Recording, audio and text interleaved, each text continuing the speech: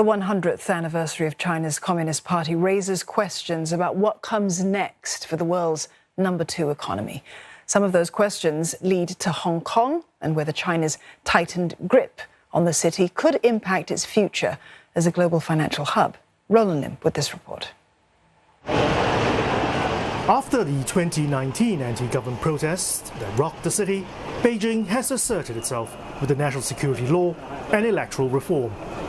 And now that stability has returned, work has turned to contributing to China's financial reform and opening up. This is expected to inject new impetus to the local economy. However, the restrictions placed by the US on the city remains a major drawback.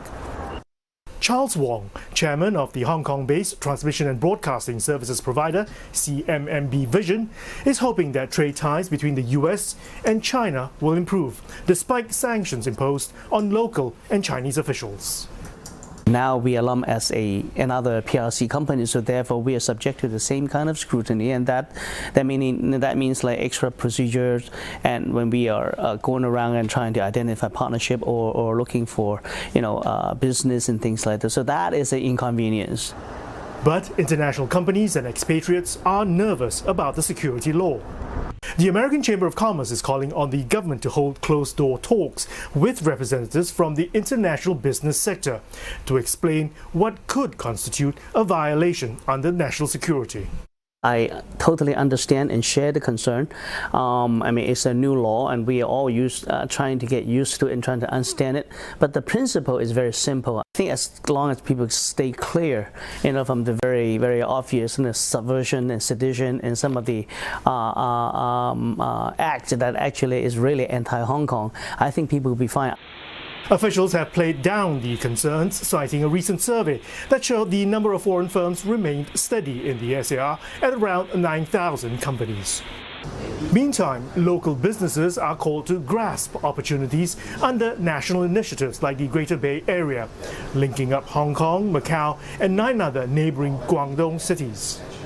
Samson Wong, who heads a local Bay Area alliance, says local businesses are confident about prospects. They all have the same confidence about after COVID-19. The market will grow really fast, connected from even based on Hong Kong or China. Yeah, they all is actually, some of them actually is all, we're not talking about they are ready for this. Actually, they already doing of this.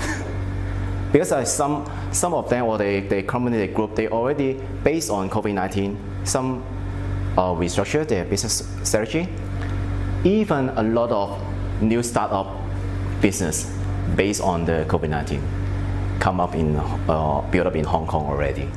Hong Kong continues to play key roles in developing China's financial system, including the internationalization of the renminbi, raising financing for mainland companies, and providing an offshore haven for Chinese money.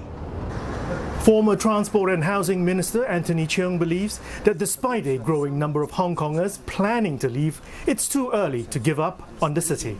So far, they have not seen enough of the positive signs.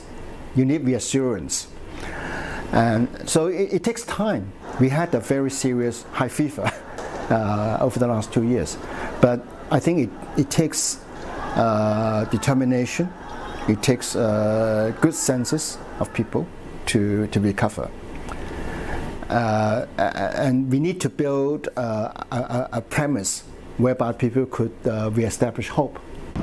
For now, despite the security law, Hong Kong retains its top-tier business environment, relatively low taxes, a highly developed financial system, light regulation, and proximity to the rest of Asia, which continues to make it attractive to multinationals and banks.